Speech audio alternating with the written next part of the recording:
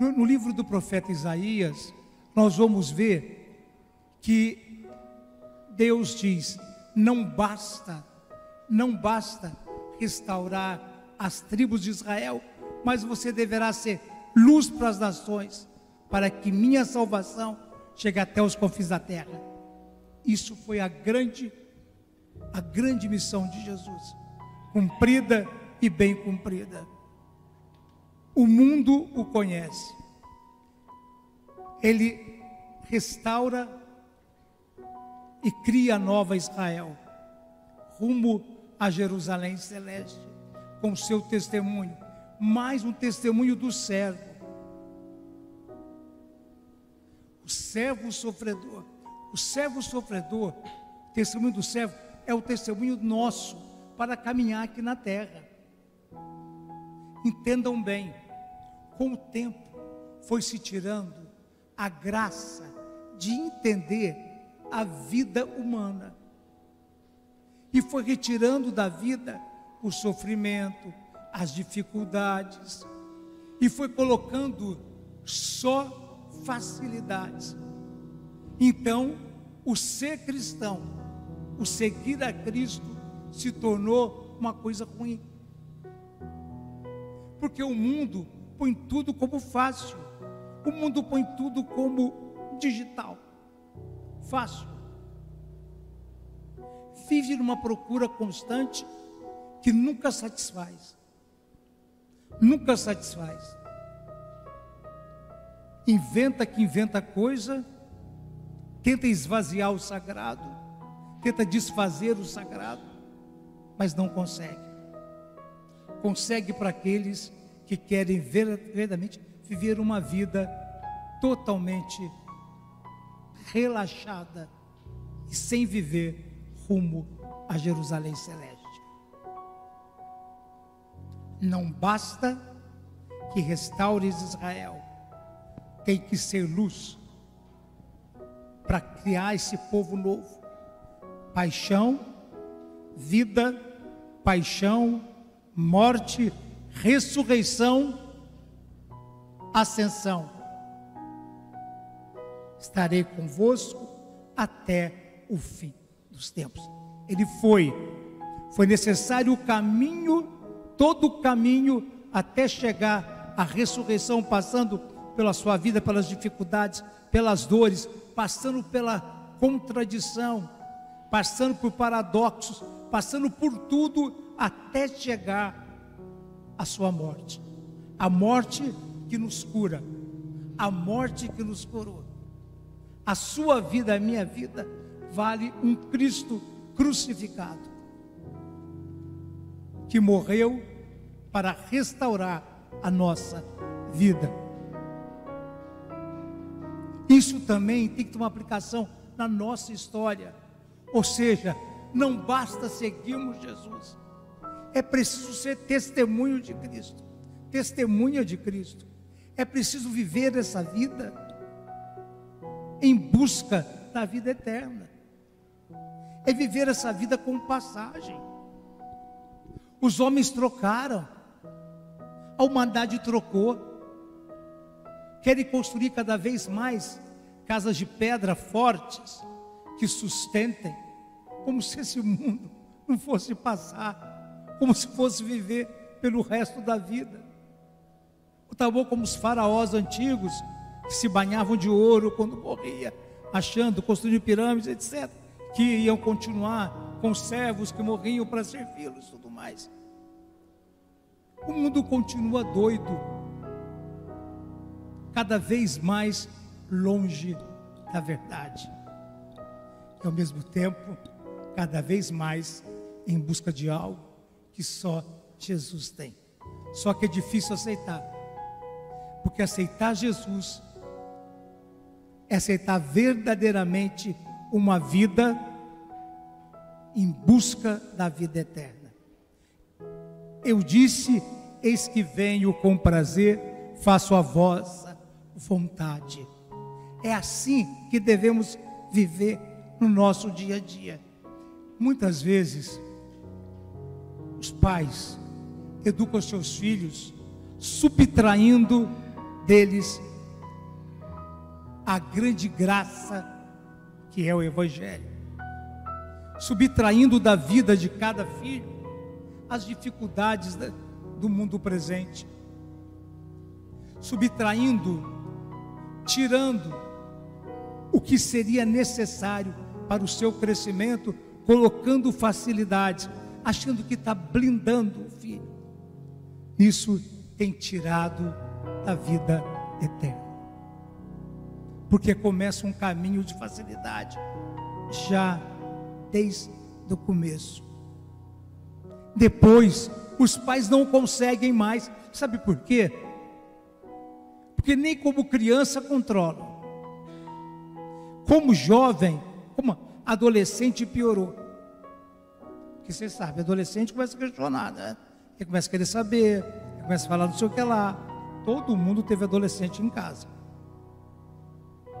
Todo mundo sabe como é. Começam os questionamentos, começam tantas outras coisas, e como jovem então decidem: não preciso de Deus. Como adulto decidem: não preciso de Deus. Não preciso. A facilidade foi tão grande que eu não conhecia a dificuldade, eu não conhecia o caminho, eu não conhecia como eram os degraus, essa belíssima escada santa que eu tenho que subir. Eu não conheci que Jesus Cristo é o único que vai voltar e me resgatar. Isso é certo. Ele vai voltar e eu vou encontrar com Ele. Os meus filhos vão encontrar com Ele, meus netos vão encontrar com Ele, e vai depender de como eu ensinei cada um a passar ao longo da minha vida, para ver como esse encontro e como será também o meu. Nós vivemos aqui em busca da vida eterna, somos passageiros, somos peregrinos nesse mundo que cada vez mais querem ser igual a Jesus, querem cada vez mais ter os sentimentos de Cristo, e que, como João Batista, começam a compreender o mistério. João não entendia, João foi entendendo, ele foi crescendo no conhecimento de Jesus, ele sabia da promessa, e ele começou a ver, até que naquela hora, que o Espírito ele a batiza, e o Espírito pousa, ele entende, mas ainda manda que pergunte a Jesus se é ele ou outro que vem. Aí Jesus manda responder. O que? Diz ele: os cegos enxergam, os coxos andam, os mortos ressuscitam, e ele entende perfeitamente.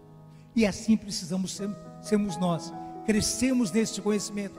A cada vez que a palavra de Deus entra no meu ouvido, ela tem que cair no meu coração e na minha mente, de tal maneira que a minha mente entenda, o meu coração aceite, e eu comece verdadeiramente uma mudança total na minha vida.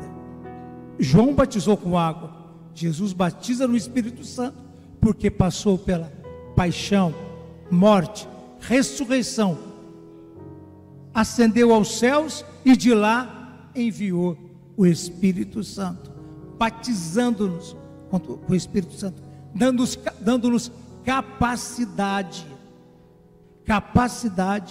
de entender e viver uma vida reta, uma vida em busca cada vez maior de santidade. É esse o nosso caminho. Somos peregrinos desse mundo. Quando peregrinamos a um santuário, sabemos que lá devemos encontrar a confissão, devemos encontrar as indulgências e nos preparar para o encontro com Cristo. Cada confissão é isso. Cada indulgência conseguida, adquirida, é isso. Só que eu tenho que entender e aceitar,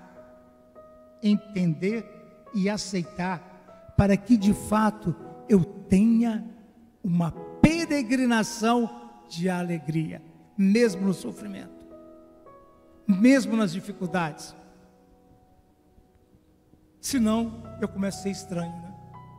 Qualquer dificuldade eu começo a ficar triste, eu corro, eu me escondo, eu faço uma série de coisas erradas, porque eu começo ainda a agir pelo homem velho, pela mulher velha que está dentro de cada um de nós. Cristo,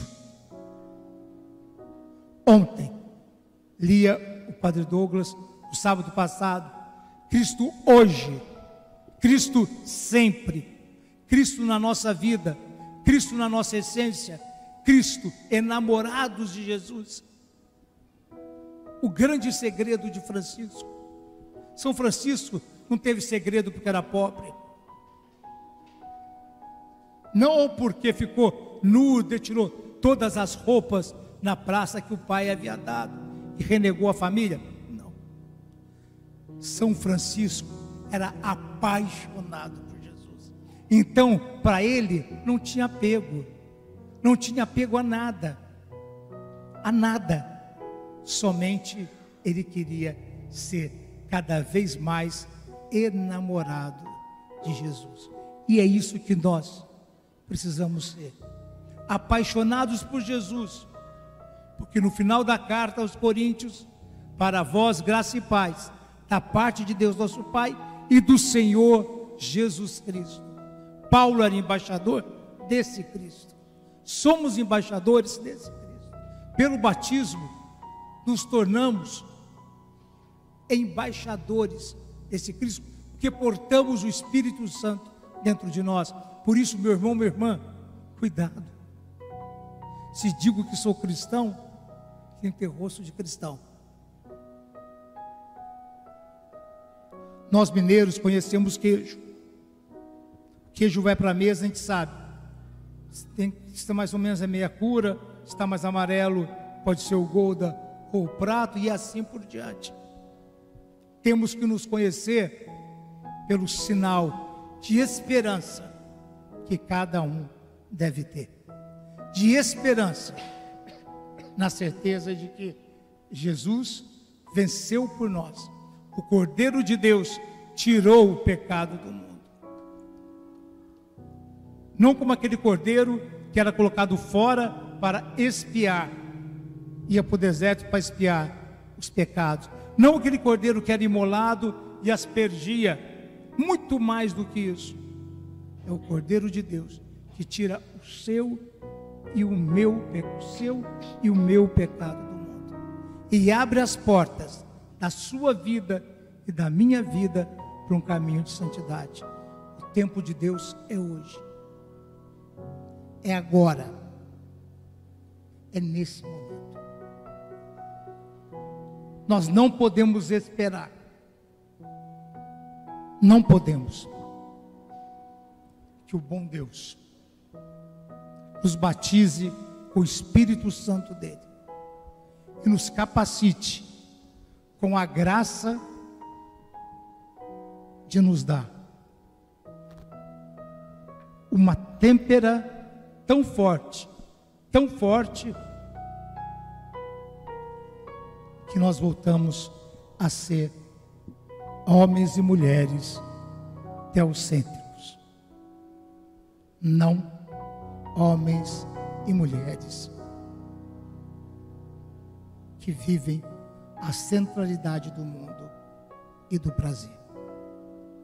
Peçamos ao Senhor que, batizando-nos com o Espírito Santo dele, nos dê a graça de nos fazer cada vez mais sentir o seu amor.